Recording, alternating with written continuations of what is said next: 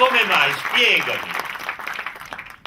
E dimmi quante donne eleggibili hai nelle tue liste. Noi arriveremo al 40%, sarà una rivoluzione.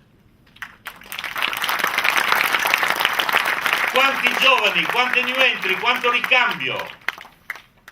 Alla Camera noi avevamo un ricambio praticamente ai 2/3, si è mai visto una storia della Repubblica, bisogna anche organizzarsi. Allora, vedete, quando aggiungo anche codice etico, ma vabbè, uno ci ha messo Bondi, fatto per bene, non di dire. Occupato di chimica, bene, quell'altro non so che ci abbia messo. Ecco, vorrei solo segnalare alla PDL che col nostro codice etico lo applicassimo a loro, dovrebbero buttarne fuori ancora una vagonata con in testa Berlusconi, che non sarebbe candidabile per noi. Per noi non sarebbe candidabile. E quindi ci presentiamo via con un lavoro che abbiamo alle spalle e con un popolo che si è mosso. Infatti, come dirò alla fine, alla fine noi abbiamo un solo problema, cioè vedere se tutto quello che abbiamo messo in movimento si ripropone in questa campagna elettorale, cioè se tutto il nostro popolo delle primarie non fa da spettatore ma fa da protagonista. Quella è la nostra bomba atomica, non ce l'ha nessuno, hanno luogo a avere tutto quello che hanno.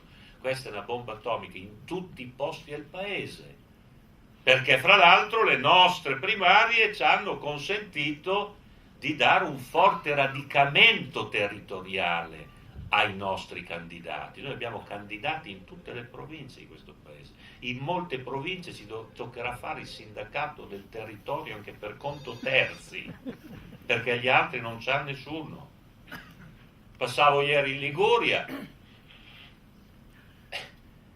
non si può dire che non sia riconoscente Berlusconi, la donna della riconoscenza bisogna riconoscerla, perché uno che mette Minzolini capolista in Liguria, cioè se ne ha di riconoscenza, e che noi dal territorio e le donne, i giovani, il ricambio siamo all'offensiva, loro sono in difesa. In Veneto ha messo 3 avvocati difensori. 3 avvocati difensori. E noi è così, è messo così. Ora, come veniva ricordato, cioè quando si cambia così, che noi abbiamo fatto nell'ultimo anno dei forti cambiamenti nella politica italiana, che non potranno più tornare indietro, attenzione, si monta un meccanismo che non può tornare indietro. È chiaro che lo fa anche con delle sofferenze, perché questo è un processo alla fine che ha degli aspetti tumultuosi e lascia a volte per strada delle scelte che fanno male. Però questo ci insegna che un cambiamento senza un po' di sofferenza, senza un po' di strappi nella giacca, non può avvenire, è finto, è falso, perfino con qualche errore, ma abbiamo messo in moto una situazione nuova. E quindi ci presentiamo adesso con questa forza, con questa diversità, e rivendichiamolo questa diversità. Adesso si comincia a vedere, si comincia a vedere questa diversità. Noi abbiamo creduto a un altro sistema, a un'altra strada, a una strada del collettivo, a una strada dove il famoso candidato, eccetera, è il leader pro tempore, che si è preoccupato assieme a tutti gli altri, che ci sia qualcosa dopo di lui. Ma via Monti cosa c'è lì? Via Berlusconi cosa c'è lì? Via Grillo cosa c'è lì? Via Ingroia cosa c'è lì? È un problema serio per un paese. Per un paese è un problema serio, perché questa cosa non succede in nessun posto al mondo dove ci sia una democrazia. Questa personalizzazione della politica, dobbiamo mettere la critica, dobbiamo polemizzare con questa cosa che ha impastato, auspice Berlusconi naturalmente, ha impastato il sistema politico in questi 20 anni, è una delle ragioni più profonde, la ragione più profonda della crisi italiana. È una politica organizzata malamente. Io continuo a ripetere, a dire, perché forse dal mio osservatorio lo si vede più chiaro, perché ho vissuto da vicino questa vicenda. Ma insomma, ma secondo voi perché noi ci siamo potuti fermare solo quando eravamo sul precipizio? Perché? Perché non ci siamo fermati 2 anni prima? Tutto il mondo sapeva. Tutta Italia sapeva, anche i fans di Berlusconi sapevano che Berlusconi non era più in condizione, non sarebbe più stato in condizione, perché era in mezzo a 1000 guai, perché c'aveva la testa dall'altra parte, perché non era, lo sapevano tutti, via, te lo dicevano i deputati della PDL, alla Camera. Perché non si è schiodato 2 anni prima? Perché nel sistema non democratico, personalizzato, non si sa come fare. Cosa fai? L'ammazzi? Sta lì, non c'è democrazia, quindi non c'è possibilità di ricambio, non si sapeva come fare finché poi arrivi sull'orlo del precipizio, ma intanto sei lì e allora magari si schioda. Quei meccanismi populistici personalizzati sono fatti così, sono instabili e rigidi, non ce li ha nessuno al mondo. Quando c'è avuto un problema in Inghilterra hanno tirato via Blair, ci ha messo Gordon Brown nel giro di una settimana, perché non funzionava più, per ragioni varie che adesso non stiamo a dire, non funzionava più. C'era un meccanismo democratico, ma dappertutto è così. E noi invece riproduciamo questa cosa, noi siamo alternativi a questa cosa qui, non siamo d'accordo. Noi vogliamo che l'Italia abbia anche nel futuro una barra solida, che si esca da questi 20 anni.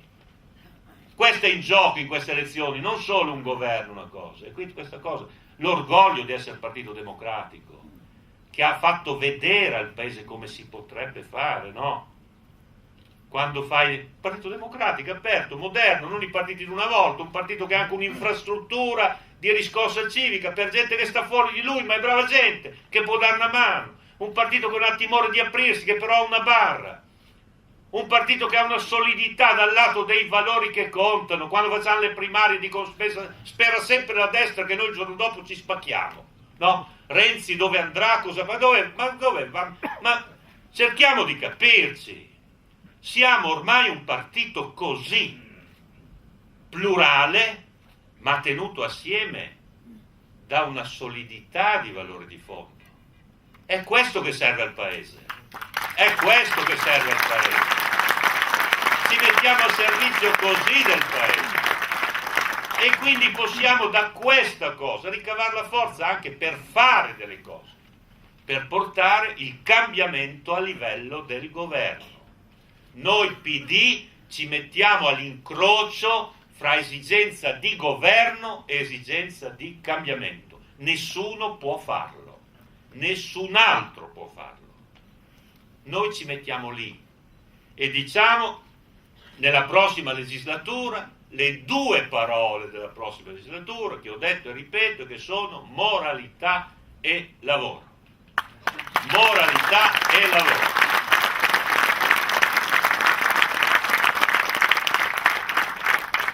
Sono le parole dell'Italia giusta, sono le parole dell'Italia giusta, moralità e lavoro.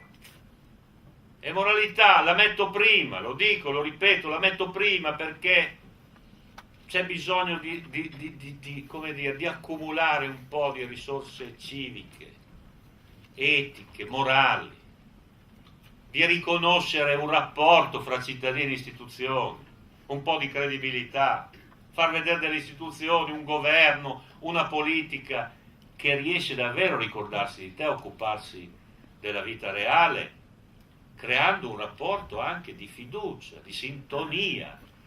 Dobbiamo stimolare che l'onestà sia vincente, che il civismo sia vincente. E allora bisogna dare qualche scossa. Sobrietà, moralità della politica, certamente. E chi non la capisce si va giù col badile, c'è poco da fare, si vedono delle cose che non possono stare in piedi.